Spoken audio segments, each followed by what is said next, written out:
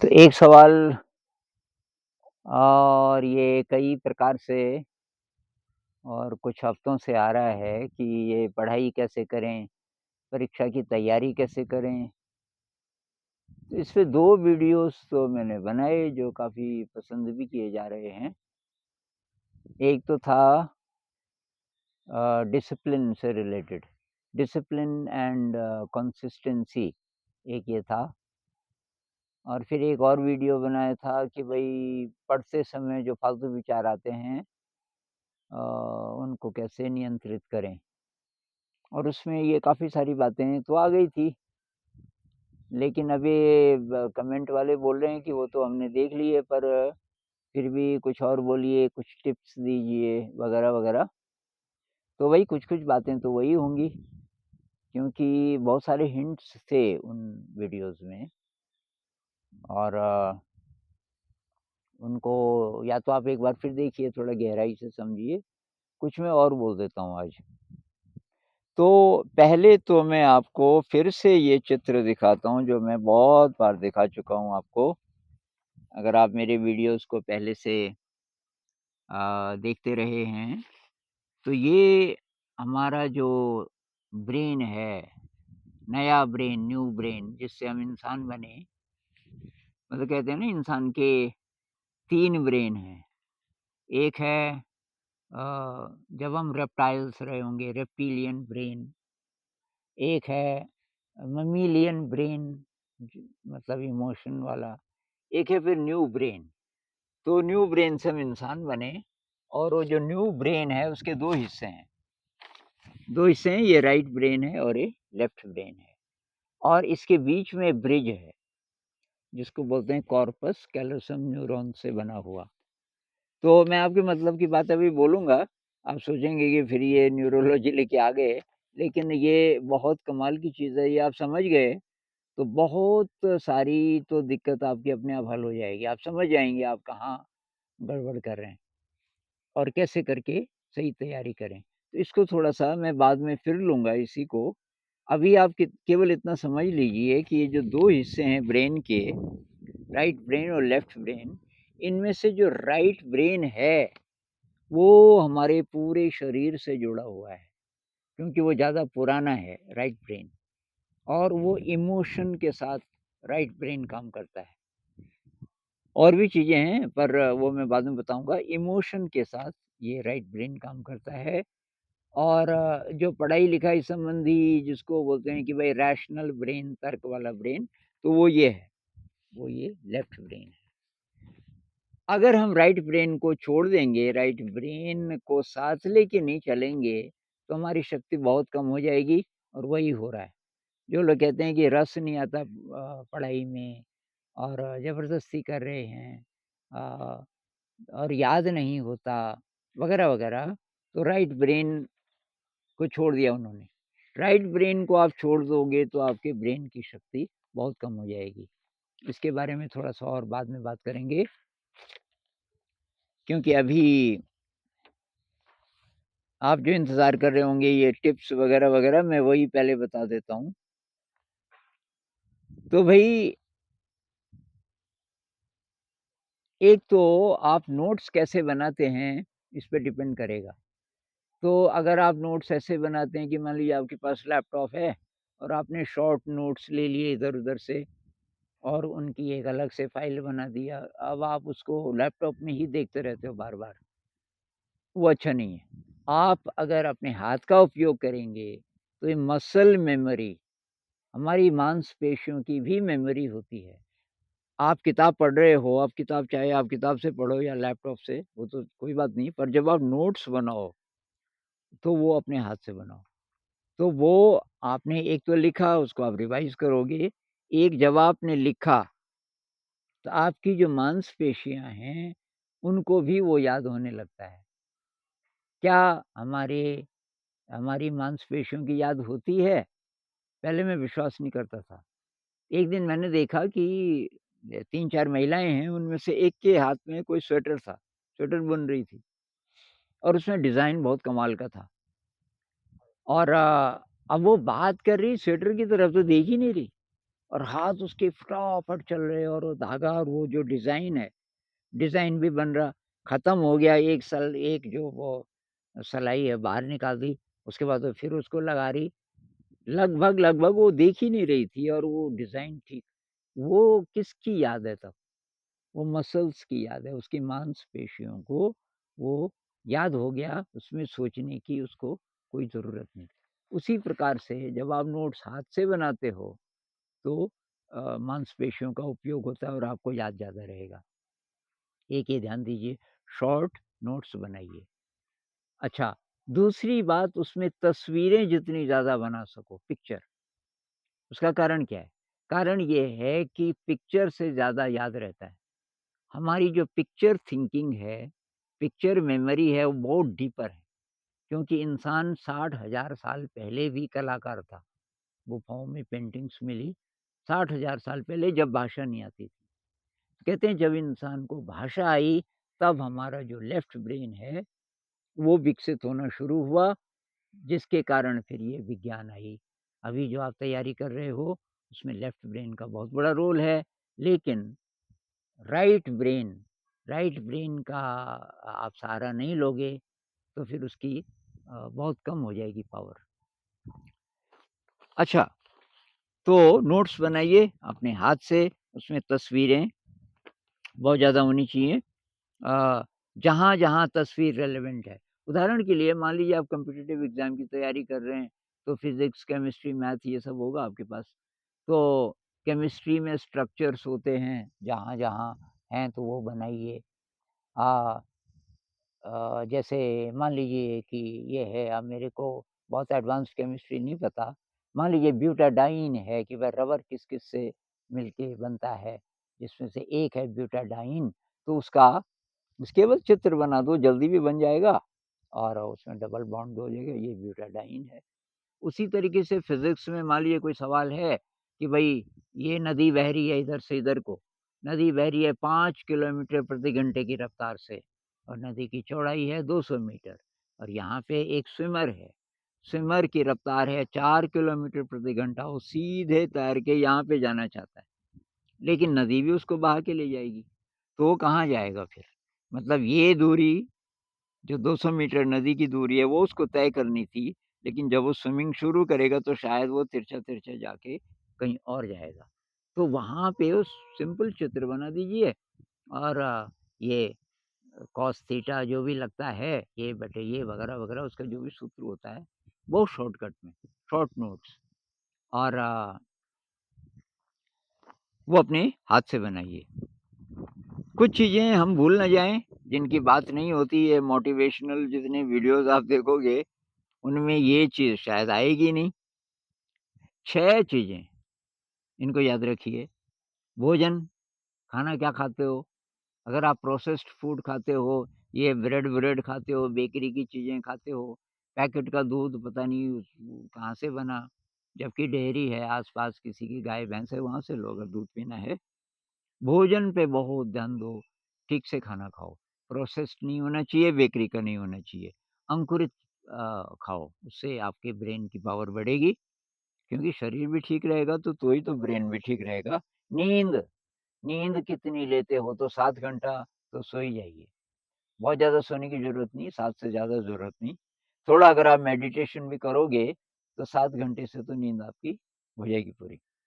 Exercise बहुत ज़रूरी है एक्सरसाइज़ और एक्सरसाइज़ को कैसे आप अपनी पढ़ाई के दौरान यूज़ करें, ताकि आपकी शक्ति बढ़ती रहे, वो मैं अभी बताऊँगा।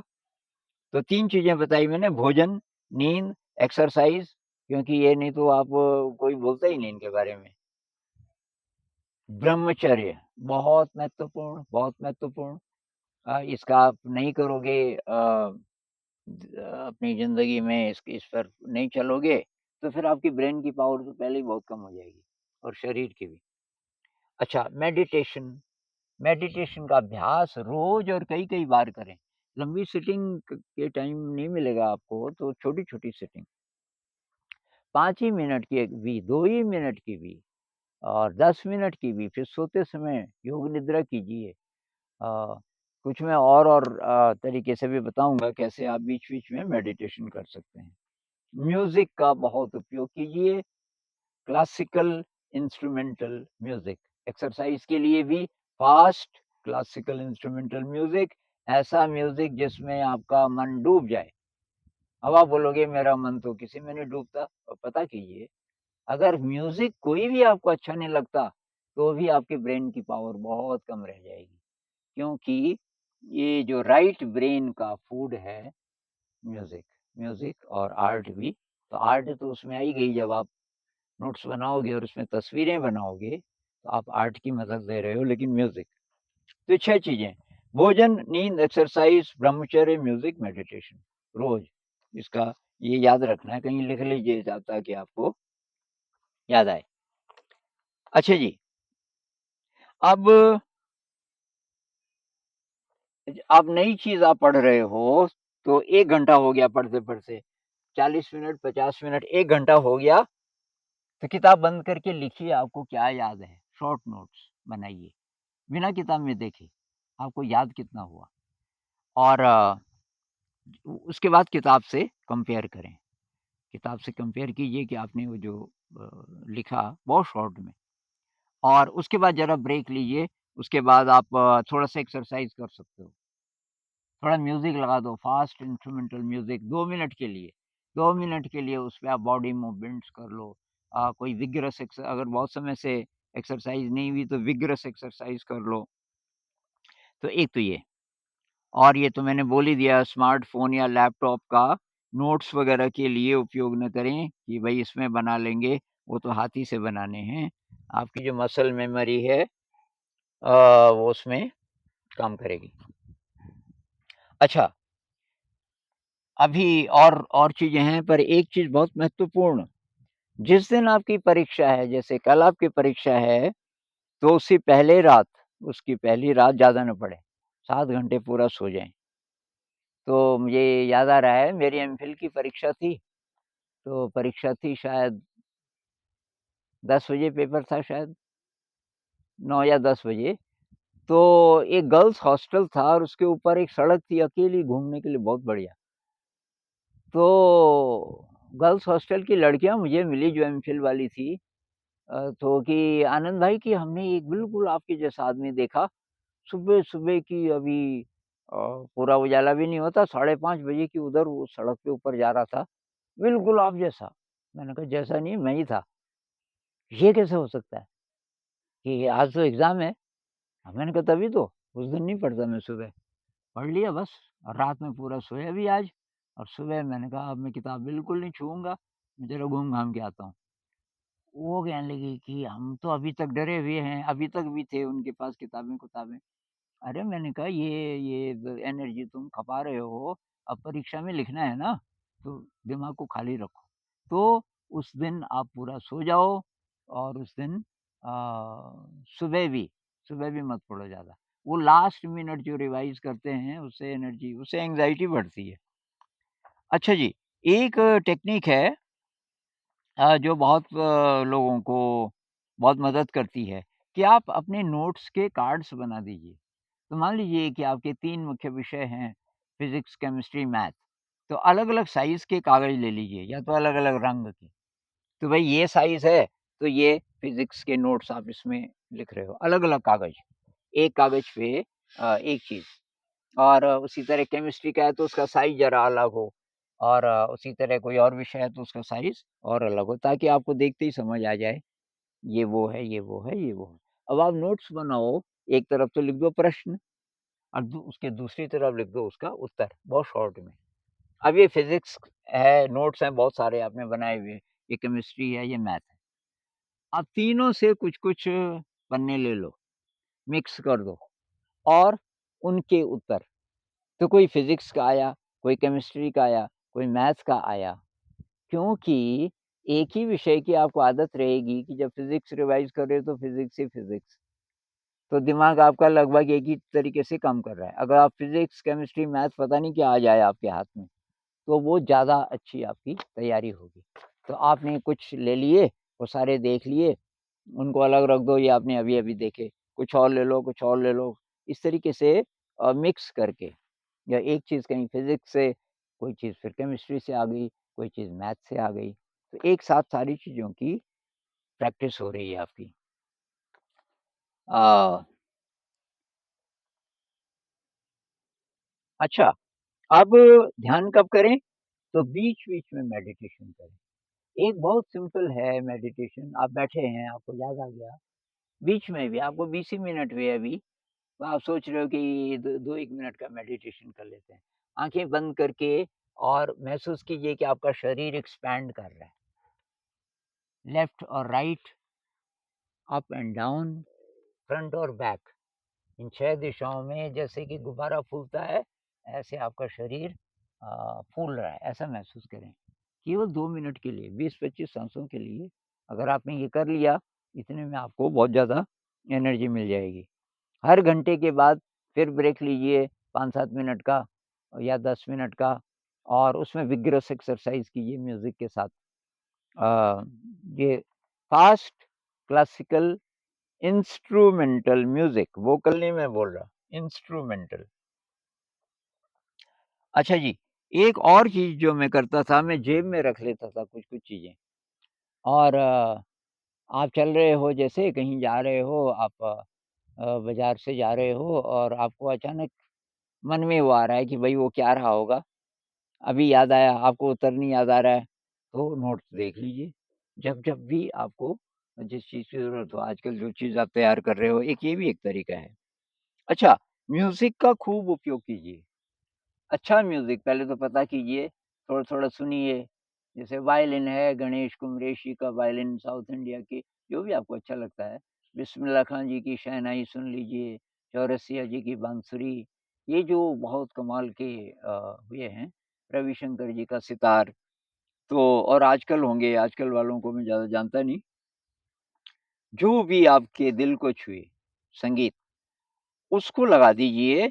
जब-जब आप ये सारे काम करते हैं, ये तो करने ही पड़ते हैं, नहाते समय, कपड़े धोते समय, खाना बनाते समय, अगर आप खाना खुद ही बनाते हो, तो ये फ़िज़िकल वर्क जब भी आप करते हो, उस समय ये म्यूज़िक सुनिए खूब। घूमते समय भी, कहीं बाज़ार से कुछ सामान लाना है, उस समय भी। ये बाकी जो म्यूज़िक है आजकल का, ये वोकल वाला, क्योंकि शब्द अगर होंगे तो उससे दिमाग में तब और थॉट्स आते हैं। सोते समय योग निद्रा करें। सोते समय योग निद्रा मतलब आप लेट गए, अभी नींद नहीं आई, तो योग निद्रा कीजिए। योग निद्रा का मतलब, ये मेरे चैनल पे आप वीडियो देखना, लेट के होता हो। लेट गए, आप सारे शरीर पे ध्यान लगा रहे हो, सारे शरीर पे ध्यान लगा रहे हो, बेड का स्पर्श पता चल रहा है, तो आपको नींद भी बहुत अच्छी आएगी और बहुत शक्ति उससे मिलेगी। अच्छा, एक और मैं टेक्नीक आपको बताता हूँ, ये कभी भी कर सकते हैं, धीरे-धीरे आपको आदत पड़ेगी तो ये हर समय हो सकता है। लेकिन ख़ासकर जब घबराहट हो, एंग्ज़ायटी हो, डर सा लग रहा हो, तो महसूस करें कि कोई स्फ़ियर है, आपके चारों तरफ कोई एनर्जी का इनविज़िबल सुपर इंटेलिजेंट स्फ़ियर है, और वो स्फ़ियर आपको जानता है अच्छी तरीके से, वो आपका हायर सेल्फ है, और उस स्फ़ियर के अंदर आपका शरीर सुरक्षित है। ऐसा महसूस करें बार-बार। आँखें बंद कर लो, महसूस करो कि ये स्फ़ियर है। सुपर इंटेलिजेंट, लविंग स्फ़ियर आपको छू रहा है, आपके सारे शरीर को ऊर्जा से भर रहा है, प्रेम से भर रहा है, और इसलिए कोई चिंता नहीं है। आप प्रोटेक्टेड हैं, और ये जो इंटेलिजेंस है उस स्फ़ियर की, वो पेनिट्रेट, वो जा रही है आपके अंदर। ऐसा महसूस करने से बहुत जल्दी आपको लगेगा कि जैसे शक्ति आ गई। एक चीज़ और, जो कि शुरू में मुझे बोलनी चाहिए थी, ज्ञान के लिए पढ़िए, परीक्षा के लिए नहीं। अब इस बात से कई लोग डरते हैं कि परीक्षा के लिए नहीं, परीक्षा के लिए तो हम पढ़ रहे हैं। भाई, अगर आप ज्ञान के लिए पढ़ोगे तो परीक्षा में चाहे फेल भी हो गए, वो ज्ञान रहेगा आपके साथ, और आप डरे हुए नहीं रहेंगे।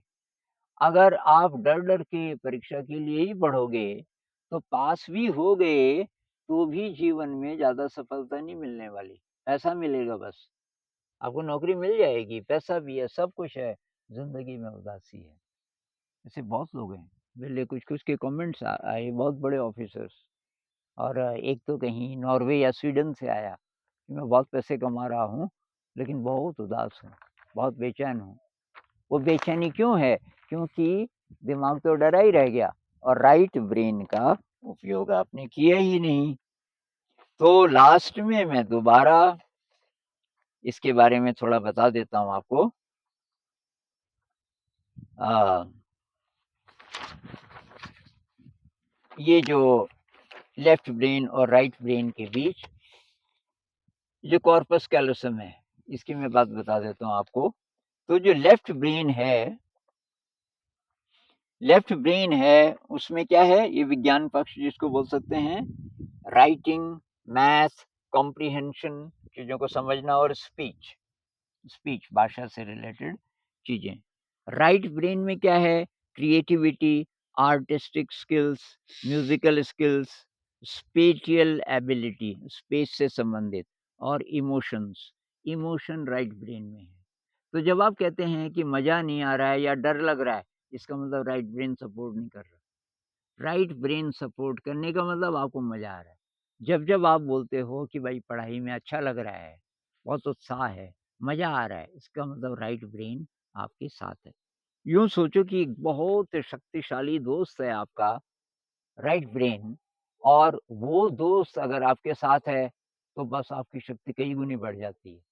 उस दोस्त को जब आप छोड़ देते हो, उसकी बात ही नहीं समझते राइट ब्रेन की, तो तब आपकी शक्ति बहुत कम रह जाती है। तो राइट ब्रेन को कैसे अपने साथ लें, उसके लिए ये सारी चीज़ें हैं, कुछ नहीं तो म्यूज़िक। ये जो मैं म्यूज़िक बोल रहा हूँ बार-बार, ये राइट ब्रेन है। और मैं मेडिटेशन क्यों बोल रहा हूँ? क्योंकि मेडिटेशन से भी राइट ब्रेन का सपोर्ट आपको मिलेगा। दरअसल अभी पता चला है कुछ समय से कि ये जो बड़े-बड़े आर्टिस्ट हैं, बड़े-बड़े साइंटिस्ट हैं, आइंस्टाइन जैसे, उनका ये कॉर्पस कैलोसम, आइंस्टाइन की खोपड़ी किसी ने छुपा दी थी, और वो अभी तक भी है किसी के पास। तो अभी कुछ साल पहले, 10-15 साल पहले 2 न्यूरोलॉजिस्ट ने फिर छानबीन की, पता चला कि ये जो कॉर्पस कैलोसम है, बस यही है अलग, मुख्य, बहुत थिक। तो कॉर्पस कैलोसम थिक कैसे बनेगा?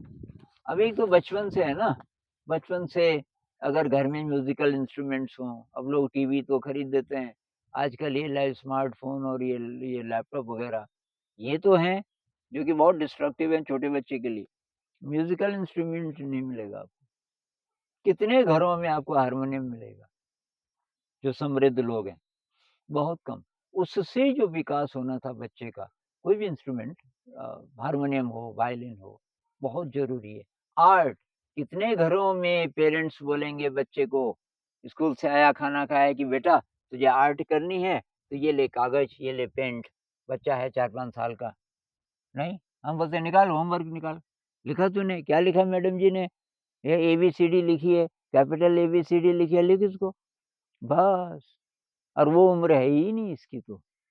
तो ख़ैर बचपन से ही हमें पेरेंट्स ने अज्ञानता में और शिक्षा व्यवस्था ने हमें गलत रास्ते पे डाल दिया। राइट ब्रेन को उपयोग करना नहीं सिखाया। अब हम हो गए बड़े, एडल्ट्स हो गए, अब हम एग्ज़ाम कोई भी तैयारी कर रहे हैं तो बड़ी एंग्ज़ायटी, राइट ब्रेन का साथ तो है ही नहीं।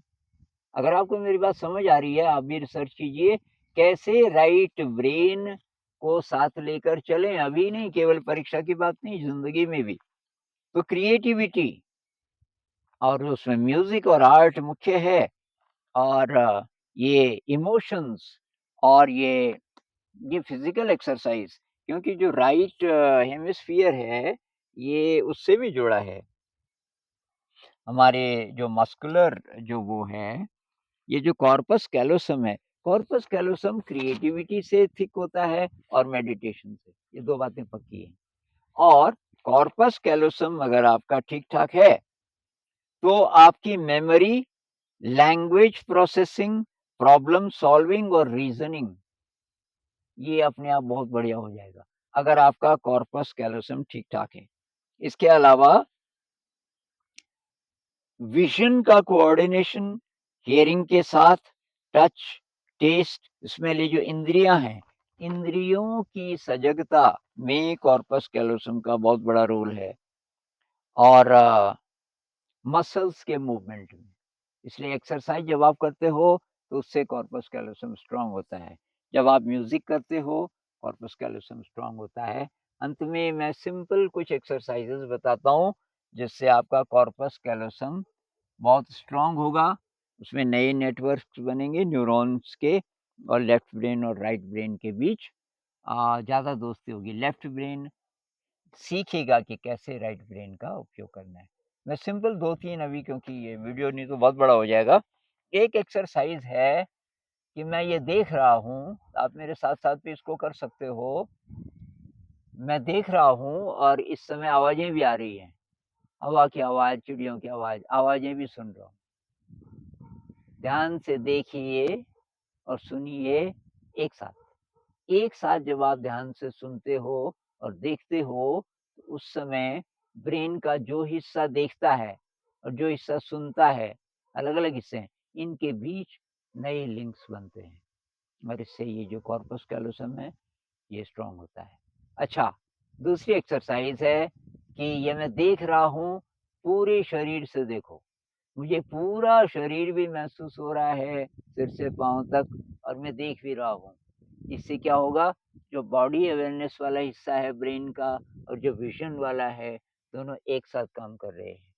और अ, ऐसी जितनी एक्सरसाइज़ेज़ हैं, इनसे कॉर्पस कैलोसम स्ट्रॉन्ग होता है।